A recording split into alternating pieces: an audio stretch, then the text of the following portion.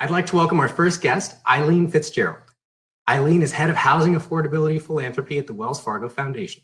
She joined the Wells Foundation in 2019 after a 25-year career in the community development, nonprofit, and housing industry. In 2019, Wells Fargo unveiled an evolution to its philanthropy strategy, including a commitment of $1 billion through 2025 to address the U.S. housing affordability crisis and bring solutions for availability and affordability of rental homes, sustainable home ownership, and homelessness. Most recently, Eileen served as president and chief executive officer of Stewards of Affordable Housing for the Future, a collaborative of nonprofits that collectively owns and operates more than 140,000 affordable rental homes nationwide.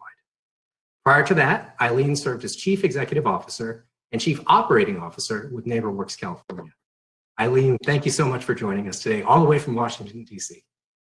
To start off with, can you maybe tell us a little bit about your work with Wells Fargo Foundation, Housing Affordability Philanthropy, and how you see that work evolving or changing to respond to COVID-19?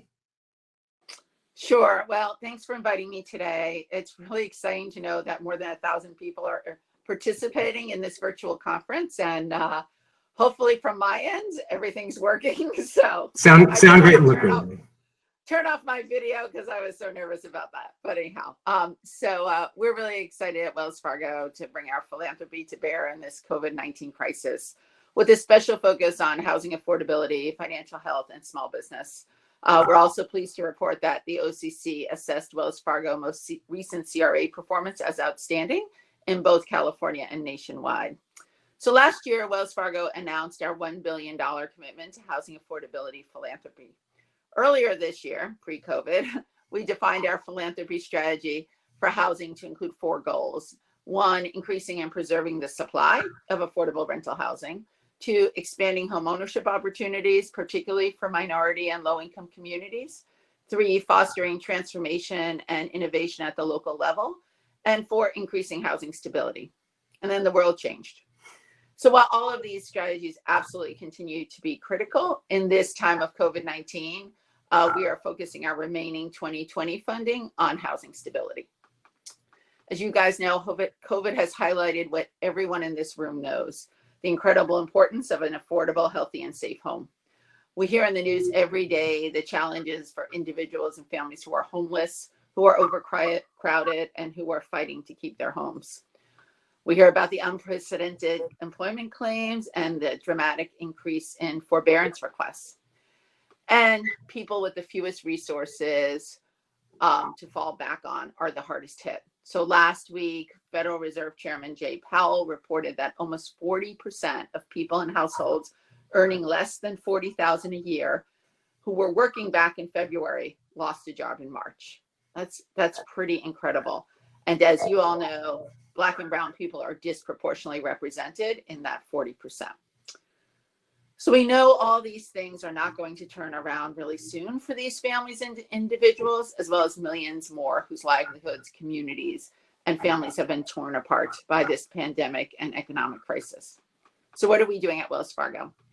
So Wells Fargo continues to take steps to support our customers, employees, and communities in the wake of COVID.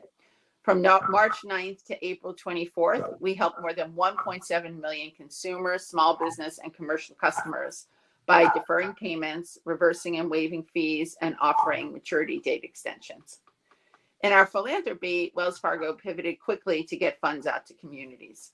The Wells Fargo Foundation has committed $175 million to date, and more is coming, to assist people and communities in response to COVID-19. This includes more than 300 grants in California. Nationally, we have provided more than $30 million with over 600 grants just focused on housing affordability. These funds will help more than 100,000 homeowners and renters facing financial challenges as a result of COVID to keep their homes. And that's really what we're focused on right now, helping people stay in their homes. These grants support strategies including expanding the capacity of housing counselors, helping them figure out how to work virtually, better work with renters to respond to them, as well as supporting nonprofits that provide affordable rental homes and services. And when we focus on keeping people housed, we also know how inconsistent and fragmented renter protections are across the nation. So when it comes to evictions, I'm sure many of you know this, tenants are kind of set up to fail. In eviction lawsuits nationwide, an estimated 90% of landlords have legal representation, while only 10% of tenants do. So ensuring that low-income people have legal representation is a glaring equity gap.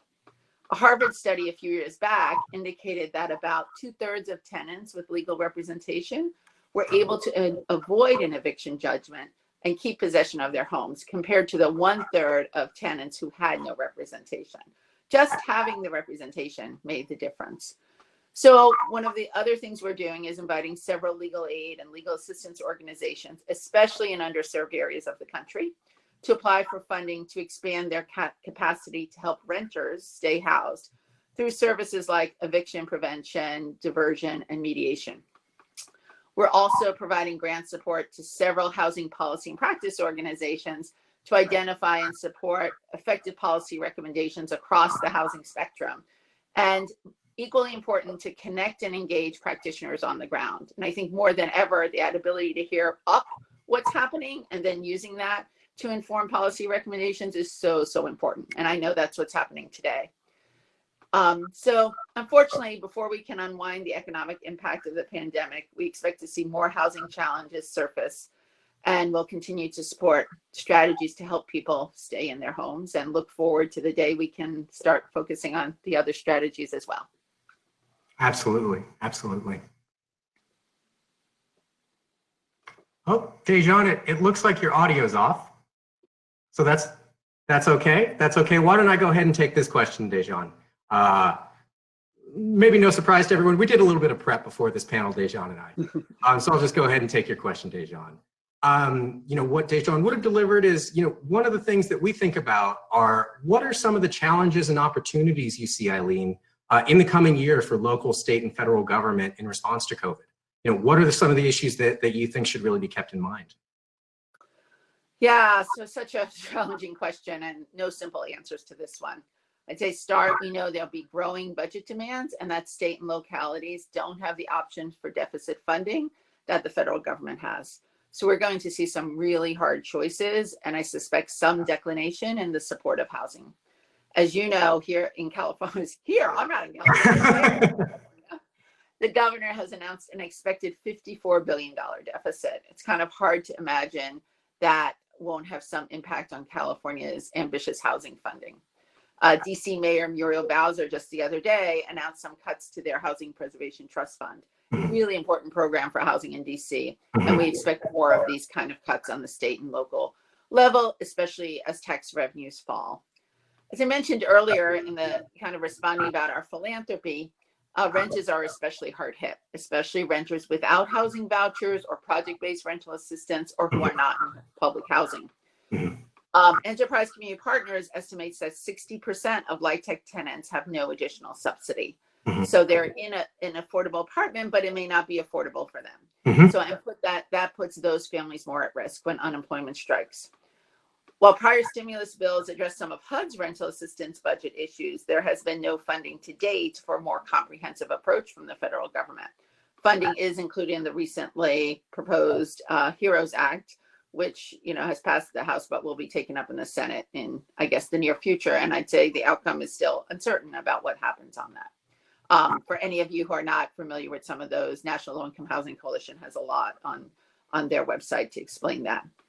In addition, though, some states and localities have developed or funded new or enhanced short-term rental assistance programs from a variety of sources. Urban Institute, National Low Income Housing Coalition are great sources for that information. Some of these approaches target landlords, more target tenants.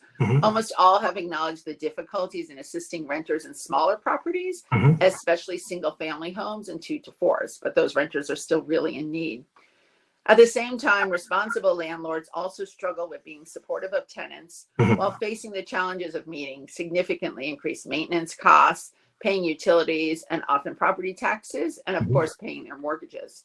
And even if they have mortgage forbearance available, for most owners of affordable properties, and you know this, Adam, from your prior work, maintenance, utilities, taxes are a higher proportion of their operating costs. So you're still not really, solving the problem.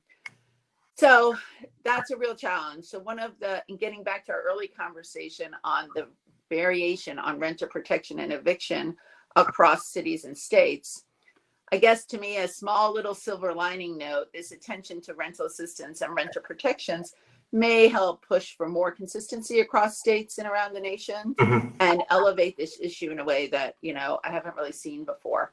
At a minimum, I look forward to best practices and learnings that will come out of these many, many pilot approaches that are being implemented. Great. Also, yeah. Thanks, Eileen. I think that's wonderful, and I think you do bring up a really important point around consistency, because I think that when we have a better understanding of what is out there, what's being offered, then nonprofits and community partners can better plan around what the needs of the community are. So thank you for that. Let me quickly, we're running a bit short on time, but let me check out one question that's come through early on. So one question I received is, just to paraphrase, what should smaller nonprofit housing groups be thinking about right now, especially for things like formerly homeless and supportive housing? Yeah, so I'm not sure, I think for size, one of the things that is important is how do you have as strong a balance sheet and resilience as possible. So I think when you're talking to your funders, really pushing them, including us, and we're doing this now, to be giving you as much flexible operating support as possible so that you can be really responsive in that way. And, to the degree that you have, if you're a housing provider working with your lenders, whomever, to just give you that flexibility to be resilient. I think there's going to be a lot of pressure for, as people become housed, to not unhouse them.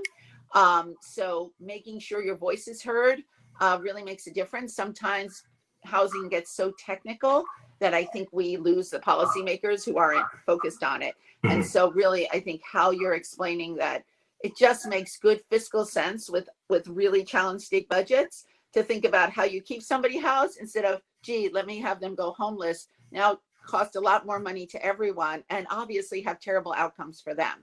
So I think work with your local partners and some of the great groups nationally to get those, and don't assume that, those policymakers get that connection between how all these costs are associated. So that's one thing I'd say. Absolutely. Absolutely. Well, thank you so much, Eileen.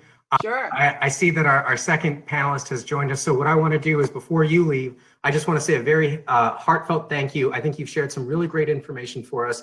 It's really great to get a better understanding of what Wells is doing across the country as it pertains to housing philanthropy. And I want to thank you for the great work that you do. So have a wonderful day and enjoy your afternoon. All right. Thanks again for having me. Bye. Thank you. And before I introduce our next panelist, I'd just like to reiterate, and I apologize, we're getting a lot of questions, so we'll likely be able to not address everybody's, but I just want to reiterate, questions can be sent to adamb@greenlining.org, and that's how we'll be delivering audience questions. So without further ado, next up, I'd like to welcome Sonja Diaz, who is the founding executive director of the UCLA Latino Policy and Politics Initiative. LPPI is a comprehensive think tank that addresses the most critical domestic policy challenges facing communities of color in states and localities across the U.S. Prior to LPPI, Sonja served as policy counsel to Senator Kamala Harris during the first and second terms as California Attorney General, and directed voter protection programs for Democratic candidates in Virginia during the 2016 election. Sonja received her JD from UC Berkeley School of Law, holds an MPP from UCLA's Luskin School of Public Affairs, and a BA in politics from UC Santa Cruz.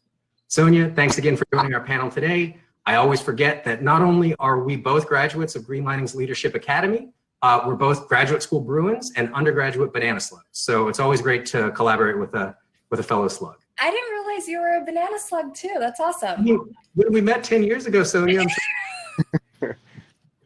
So to start off with, Sonja, can you tell us a little bit about your work specific to the Federal CARES Act, which Eileen mentioned is the legislation that passed back in April. It allocated about $2.2 trillion to COVID recovery funds, of which I think about $350 billion went to small businesses. How is that legislation impacting Latinos in California and maybe even specifically in Los Angeles? Yeah, one of the things that we did really quick to identify the impact of the coronavirus pandemic on ethnic enclaves is to assess Los Angeles County, which is the largest jurisdiction in the country in terms of population. What we found was that the CARES Act through Congress explicitly left out certain individuals. namely dependents who were enrolled in college and were over the age of 16, were unable to get relief, nor were their parents, but also mixed status families. So the CARES Act mandated that individual eligibility meant that you had to have a social security number if you were filing. And it wasn't limited to the filer, but also anybody in the household. So whether it was a spouse or partner or dependents. And what we found in Los Angeles County with the Center for Neighborhood Knowledge and my research institute, the Latino Policy and Politics Initiative, is that Latinos were disproportionately left out of the CARES Act.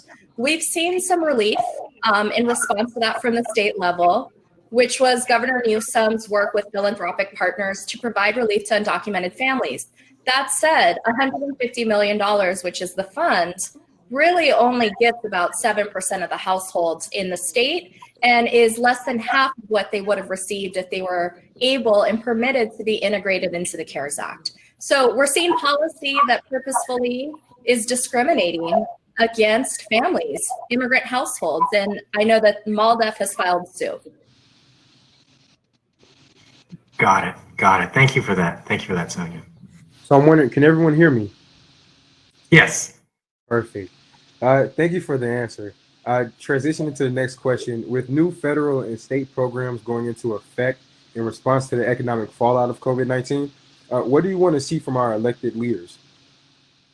Yeah, I think that's an excellent question. I think that nobody wants to go back to normal because normal was inequitable. And so when we think about how do we rebound or how do we recover, it's going to be on the backs of workers and it's going to be on the backs of communities of color. And they have least access to health insurance. They have least access to social safety net benefits, and they were already dealing with income and housing inequality.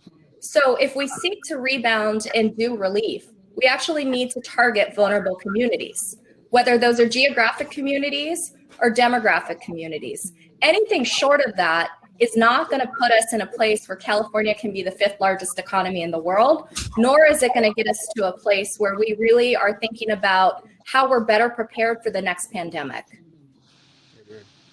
Thank you for that. Great. Thanks, Sonja. I think that, as we kind of think about what's going on now, we obviously, to your point, what was the state of affairs before COVID was inequitable, and it was a system which really dealt some bad outcomes for communities of color. So as you think about your work more broadly over, say, the next 5 to 10 years, what are you thinking are going to be the big issues that you're going to be focusing on? Well, when you say 5 years, Adam, honestly, I'm thinking I want my student loans forgiven. So that is like my timeline. I'm 5 years out. We'll talk about that at the end of this. We need to keep families housed. We need to build real affordable housing. We're talking about multi-unit housing with more than one bathroom and not 300 square feet. We need to think about healthy communities that have access to park space. We just released a report yesterday that showed 40% of Black and Latinos in Los Angeles County can't comply with staying at home and staying safe because their neighborhoods don't have access to food. Their neighborhoods are so dense that they can't practice physical distancing and they don't have access to green space. These are the people that are working on our front lines, keeping us safe, whether they are cleaning buildings or providing food, delivering gig workers, etc. What I want to see in 5 to 10 years are living wages. I want to see meaningful inclusion. I want to see an end to discrimination that's unlawful. But I also think that together, if we solve these problems, we're going to be better off. And I'll give you an example. The Great Recession decimated wealth for people of color. Latinos were the hardest hit of any racial ethnic group. Yet in those 10 years since the Great Recession, we've seen 5 consecutive years of increases in home ownership for Latinos. We've also seen that if they were their own, if Latinos in the country were our own country, we would be the 8th largest economy in the world. This is without tailored policy. So think about the return on investment if you actually center your policy decisions on us. Mm-hmm. And Sonja, I know that Greenlining looks to LPPI for leadership on a lot of the issues that you focus on Southern California and around the state. What are some of the research reports that you think will be coming out over the next year that you'd like to share with everybody to look forward to? Yeah, one of the things we're looking at is the unemployment insurance program. It doesn't cover everybody. So if states and localities and our federal government keep subsidizing and expanding that program, which we need to, we recognize that we're further leaving out vulnerable workers that aren't included. So we'll be identifying that on a statewide basis in California. We also are looking at health outcomes. We don't have enough doctors. California lags behind Texas, Florida, and New York. We need to do something about it. And particularly, we don't have doctors of color or language capable doctors. The final thing, and this is kind of our bread and butter at UCLA, is that we have an election coming up. And we see a second wave of the pandemic. And if we want policy change, that's really going to happen at the ballot box, because this is going to quickly lead into redistricting. So if we're thinking about big federal or state legislation, we need to make sure people can vote and don't die. And so we need mail-in ballots. And it's really hard. It's going to cost money, but I think that's the way to go. Absolutely. And Sonja, I actually think you bring up a great point. So about 10 years ago, one of the projects that Greenlining worked on was ensuring that redistricting was done in a fair and equitable manner throughout California. For those folks that aren't experts on redistricting and might not be familiar with the term, could you give us just a quick summary of why you think it's such an important issue, and frankly, what is redistricting? Yeah, redistricting is reapportionment. So after the census, we're in 2020 census, we use that data and that population to draw political boundaries. This is really important for two reasons. One, appropriations. There's a lot of federal programs that are based on the population of a jurisdiction, whether it's things like food stamps or thinking through community block grants. Now, it's also important for thinking about how we redistrict electoral boundaries. What congressional district do we live in? What assembly district? Here in California, we're going to lose a congressional seat because we just have not seen increases in population. That said, a place like Arizona may pick up our seat. Where is that going to be drawn? Is it going to crack or pack a minority district? These are all issues we need to pay attention to if we're looking for change and access, and not a new normal, but a new society that lifts up those that are really dying to keep us safe right now and fed. Absolutely. And before I get to an audience question I just received, can you define those terms for the layman? What does packing and cracking a minority district mean? I feel like I'm in a law class right now. So cracking is if you have if you have a ton of people and they themselves could create their own majority minority district, 50% or more is a majority, right? But you crack them so that they're less than the majority and they can't elect their candidate of choice. Packing is maybe they're dispersed, and that's where you see the North Carolinas of the world drawing these weird little boundaries that put in all the Black voters, even though there's, maybe 200 miles that covers. We see it in Texas too.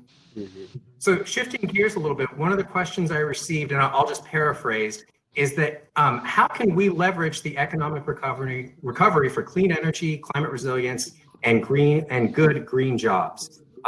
So, obviously we have an environmental group and team that covers a lot of these issues, and we would love for you to speak to any thoughts you have on the Green New Deal or the green economy. Yeah, I think one of the things that's really clear about this pandemic is people don't have equal access to broadband, and that internet should be something that is actually a utility. And we need to start implementing the infrastructure in rural communities and other communities for high-speed internet. Those are jobs, and those need to be done in a way that are environmentally friendly and that have local hire. I think the government can play a big role in the regulation of that, and then I think companies can play the role along with other civil society experts to make sure that access is there, because we're seeing things shift digitally. Now people are going to school online. I was just talking to an elected official in another state. They said school is done. So there's no kindergarten to high school right now until the fall. They simply need access to technology. And I think that this is where we see green jobs going. Absolutely. Absolutely. And I'll just say, we do have some parents on staff who I know are now teachers and program people and advocates. So I know that parents right now in this moment are being asked to take on a lot. Yeah. Sonja, as we kind of wrap up our last 5 minutes, one of the things I'd love to do is, we've talked a lot about things that I think are really concerning and really scary. What's something that you keep in mind when you want to keep your spirits, or what's something that you want to keep in mind to kind of like, make yourself feel like it's going to be okay, and the moral arc of the universe bends towards justice? Yeah, I think, Coretta Scott King said, civil rights are won in every generation. And so we're just chipping away at it, doing our part. We can't do everything, recognizing that this is unprecedented. And many of us know people who are sick, have been sick, or had unnecessary loss of life. And we're just going to have to figure out a way in their memory to architect a new way that our communities can thrive. On a lighter note, I brought my dog here for you all. She has left us for the couch, but I hope that put a smile on some of your faces. Yeah, we've been seeing a lot of pets on camera lately, so that's great, Sonja. And then last question for you: where can folks visit to make sure that they get access to your reports and your research, and if they're interested in learning more about LPPI? Yeah, follow us on Twitter at UCLA Latino. I'm at Sonja Francine, Sonja with the J. Our website is latino.ucla.edu, and we have some really awesome reports for you and content, and the dog will be there along with our amazing students who are online. So appreciate your support, appreciate the collaboration with Greenlining. Awesome. Well, thank you so much, Sonja. Before you go, thank you again for your time. I know that we at Greenlining are always looking to you all for leadership on the issues that you cover. So we appreciate the great work that you do and the leadership that you bring to the community. Have a great day. And next up, I want to welcome, actually before our next guest, and before I welcome up our next guest, I just want to remind everybody, if you're sending questions, send them to adamb@greenlining.org. I believe that's pinned in the chat section. We'll be reading questions directly from email. So again, that's adamb@greenlining.org. Next, to end our panel, we'd like to, actually, Dejan, do you want to do this next intro? I would love to. I appreciate that. So to end our panel, we'd like to welcome Joyce Pisnanont, who is the Director of Economic Empowerment at the National Coalition for Asian Pacific Americans Community Development, or National Capacity. Now, Joyce brings 20 years of experience working with Asian Pacific Islander community development organizations, including the several national capacity members in New York, California, and Washington. Prior to joining National Capacity, Joyce established and ran an economic development resource and design center in Seattle's historic International District.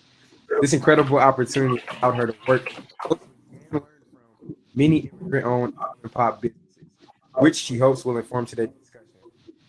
It's also worth noting that Joyce is a graduate of my alma mater, the University of California, Berkeley, where she received a master's.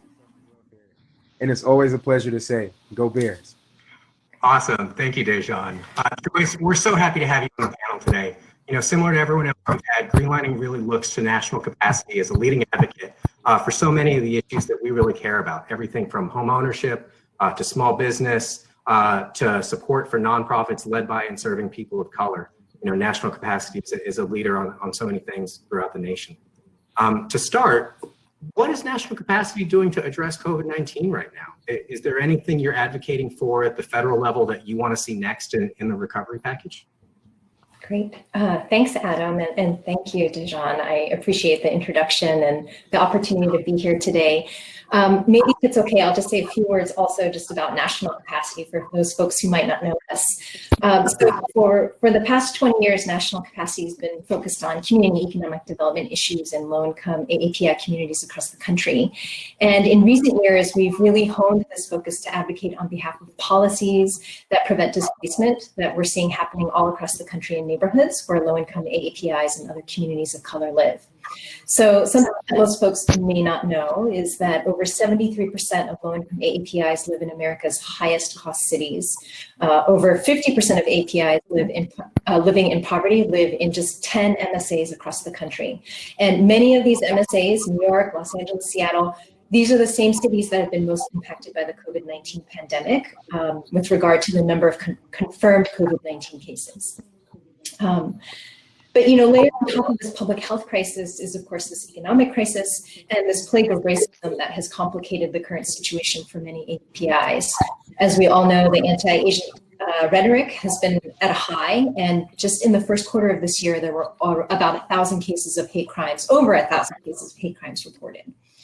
So I'll just say that actually with so many AAPIs concentrated in certain MSAs, we are particularly concerned about this issue of displacement.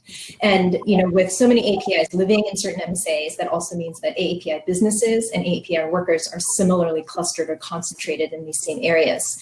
So, what we've been hearing from our members is that mom and pop businesses are struggling to survive since not March when it began to escalate for the rest of the country, but really since mid-January because of, early reports about the virus coming from China. And so, many businesses have struggled how to adapt their business models. They've previously relied on factors like high foot traffic or cash-only transactions. And, this new economy is a whole new way of doing business.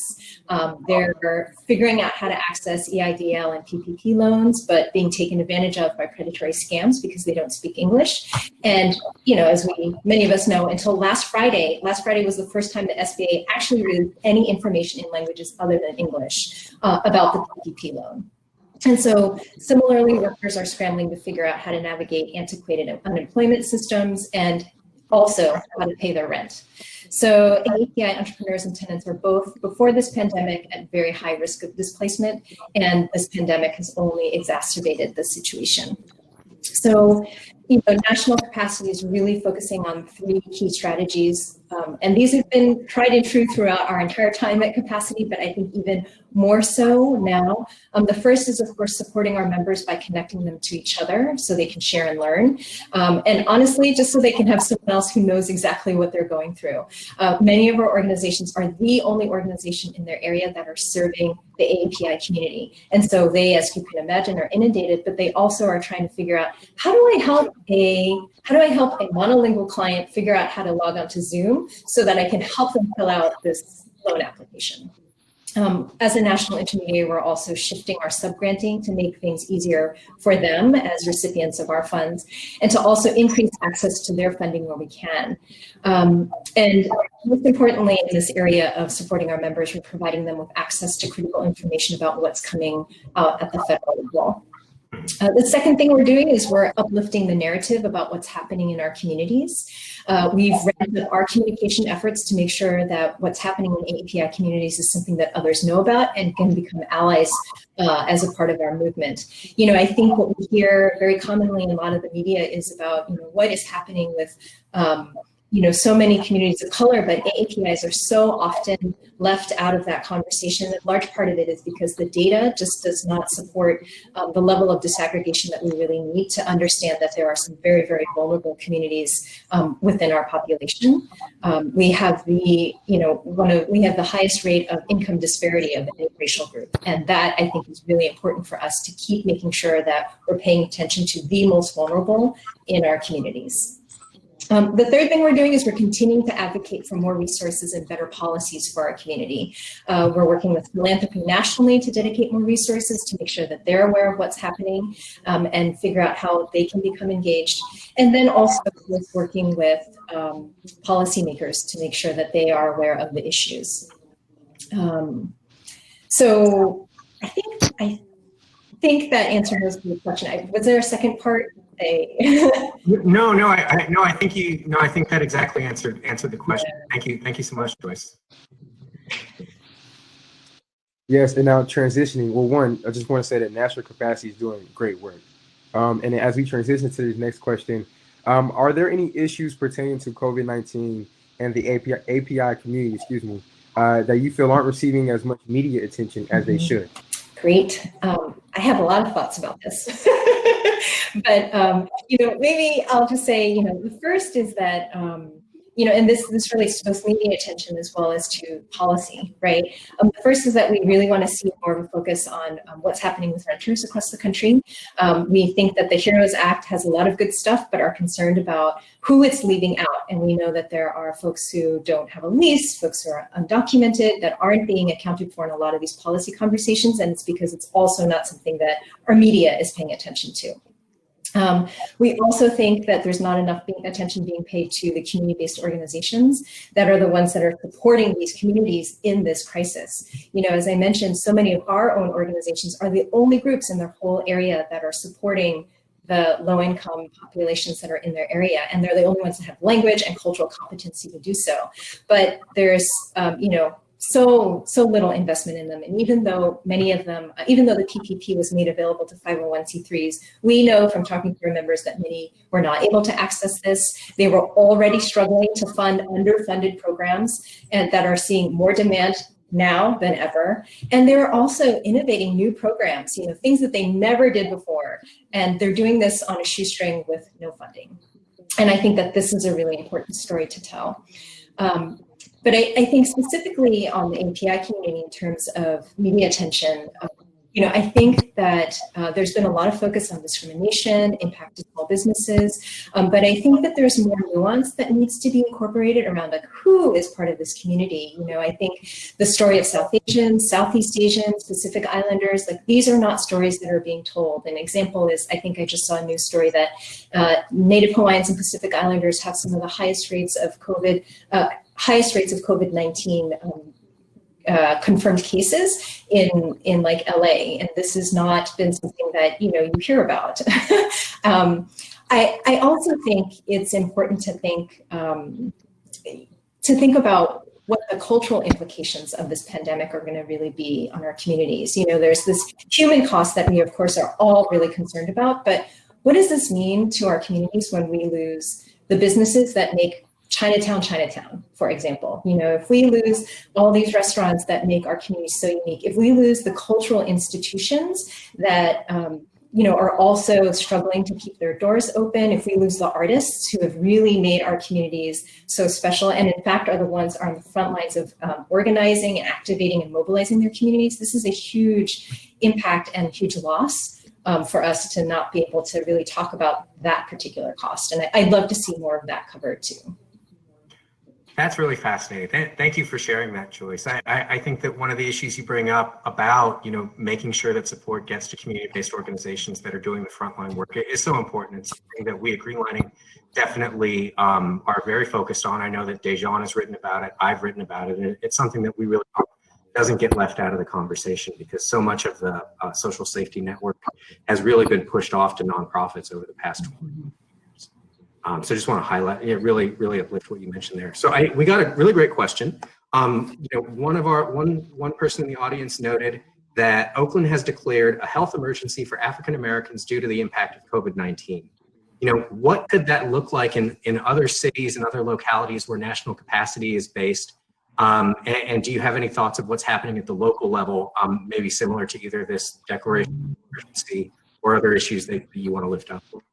Yeah, I think that's a great question. And, I will say that I haven't been tracking as closely in each particular geographic area as I probably should be, but I will say that I just saw in the news, in the Chronicle, San Francisco Chronicle the other day, that AAPIs have higher rates of COVID-19 than other populations. And, it's, I think, significant. And I think that that's an important thing for us to consider, particularly given that, certain areas like San Francisco not only have high populations of AAPIs, but also one of the highest rates of AAPI business ownership in the country. And, how do we help to make sure that certain places where there are concentrations of AAPI populations are getting sort of adequate or commensurate support to the impacts to their communities?